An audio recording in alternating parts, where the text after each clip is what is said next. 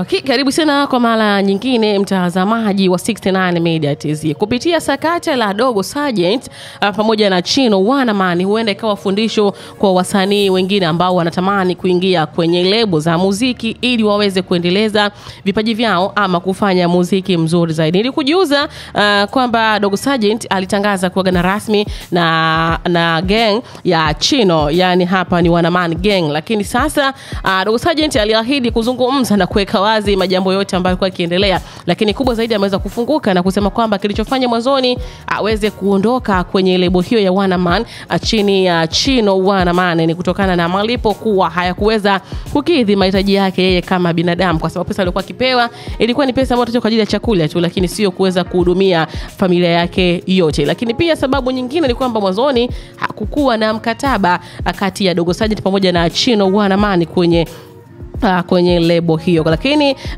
Dogo Sergeant kupitia press ambayo alifanya na waandishi wa habari aliweza kuzungumza na kufunguka kwa kina na kusema kwamba tayari wameshamalizana na Chino, wameshamaliza na amerudi tena kwenye lebo hiyo ya Wanaman, na kwa sasa anategemea pia kusaini mkataba, huenda pia akapata donge nono ama kiasi kikaongezeka cha yeye kulipwa ama kupewa hapo, japokuwa mwanzoni kiasi kilikuwa ni kidogo, na anazungumza kwamba alikuwa tukinatosha kwa ajili ya pesa ya kukidhi tu chakula na mahitaji mengine madogo madogo, lakini sio ile pesa ambayo inaweza kuhudumia familia na ukafanya mambo mengine ya maana. Hii ni fundisho pia kwa wasanii ambao mnapenda kwenda kwenye lebo.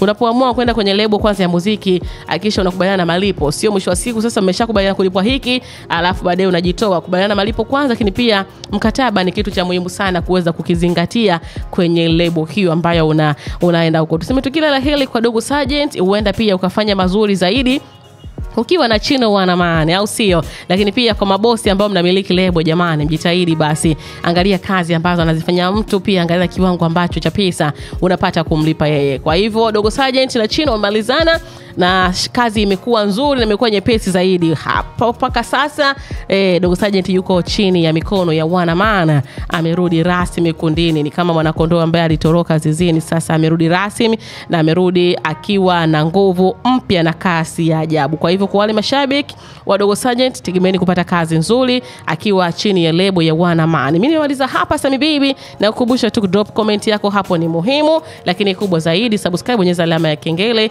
alafu kama na familia bora kabisa kupata story na update zetu zote. Na kukumbusha pia Instagram tupatikana kwa uzuri kama 69 Media TZ, bila kusahau kule TikTok ni 69 Media TZ. Na mimi nakwambiaje, weekend ndio hapa inaanza, akuwa makini mtu wangu.